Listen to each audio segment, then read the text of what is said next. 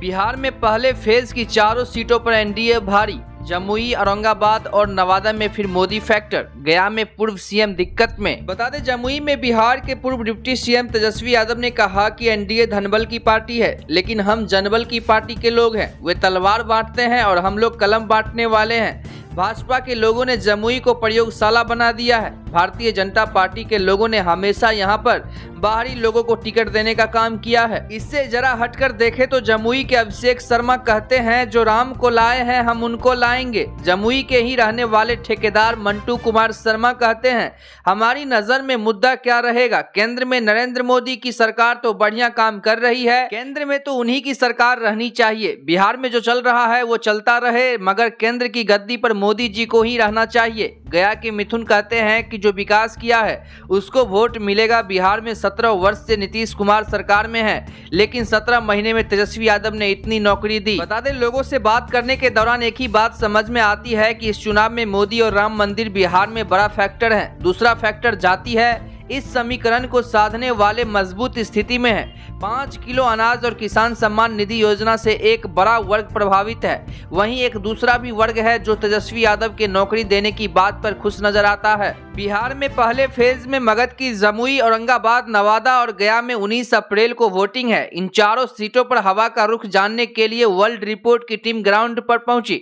नेताओं, आम जनता और एक्सपर्ट से बात की। इससे 4 प्रमुख बातें निकलकर सामने आई है। बता दें, पहले फेज के चुनाव में ईडी ब्लॉक की तरफ से सिर्फ आरजेडी नेता और पूर्व डिप्टी सीएम तेजस्वी यादव ही कमान संभाले हैं। लालू उम्र की वजह से प्रचार में एक्टिव नहीं है।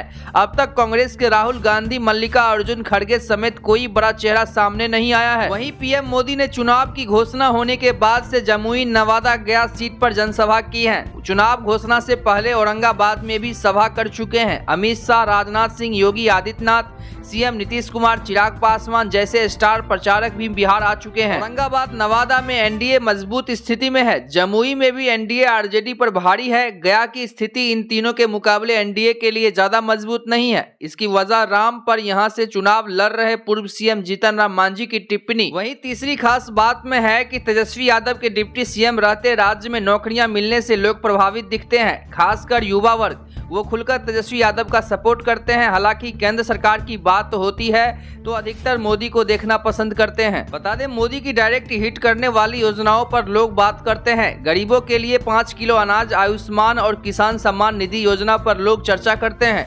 इससे लोगों को सीधे फायदा पहुंच रहा है। इन्हें एनडीए ने खूब अच्छी तरह से भुनाया है, यानी बीजेपी पिछली बार वाला ही रिकॉर्ड दोहराने की तरफ बढ़ रही है। तो चलिए अब आगे बढ़ते हैं और बताते हैं कि उन 4 सीटों का समीकरण क्या है। जो एक्सपर्ट बताते हैं कि गया में हार जीत का मार्जिन बड़ा नहीं होगा।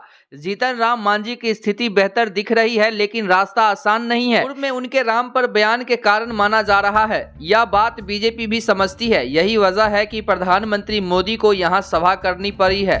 सवर्ण और ओबीसी वोटर्स को साधने के लिए उन्हें कहना पड़ा, गया में जीतन राम मांझी नहीं, मैं चुनाव लड़ रहा हूं। यहां से आरजेडी के टिकट पर चुनाव लड़ रहे पूर्व मंत्री कुमार सर्वजीत एमवाई समीकरण और अपने जाति के वोट के भरोसे हैं। उनकी सबसे बड़ी ताकत लालू यादव हैं, लेकिन आरजेडी सुप्रीमो एक बार भी यहां नहीं आए हैं। अगर गठबंधन के बड़े नेता आते तो माहौल कुछ और होता।